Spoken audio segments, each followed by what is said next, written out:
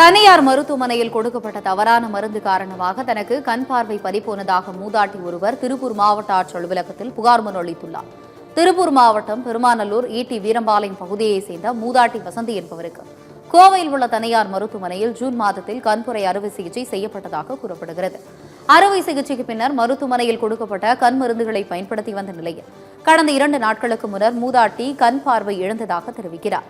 மேலும் இதுகுறித்து சம்பந்தப்பட்ட மருத்துவமனையில் கேட்டபோது மருத்துவர்கள் அலட்சியமாக பதிலளித்ததாக கூறி மாவட்ட ஆட்சியர் அலுவலகம் முன் தர்ணா போராட்டத்தில் ஈடுபட்டனர். இது தொடர்பாக மாவட்ட ஆட்சியரிடம் மனு அளித்த மூதாட்டி உரிய நடவடிக்கை எடுக்குமாறு கோரிக்கை விடுத்துள்ளார். இருந்து இன்ன வரைக்கும் 2.5 மாசமாவும் எங்களை செக்அப்க்கு தான் வர சொல்லிட்டு இருந்தாங்க. நாங்களும் செக்அப்க்கு போயிட்டு தான் இருந்தோம். இப்ப எங்க அம்மாவுக்கு அப்ப ஆபரேஷன் பண்ண அன்னைக்கே கண்ணு தெரியல.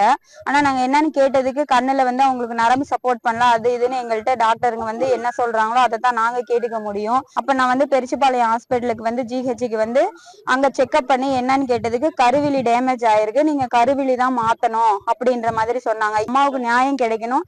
எங்க அம்மா மாதிரி யாரும் போய் ஏமாந்து அந்த ஹாஸ்பிட்டல்ல போய் செக்அப்க்கு போயிட்டு அறுவை சிகிச்சை பண்ணதுக்கு அப்புறம் தெரியாம எத்தனை பேர் இருக்காங்கன்னு தெரியல. எங்க அம்மாவுக்கு நியாயம் கிடைக்கணும்.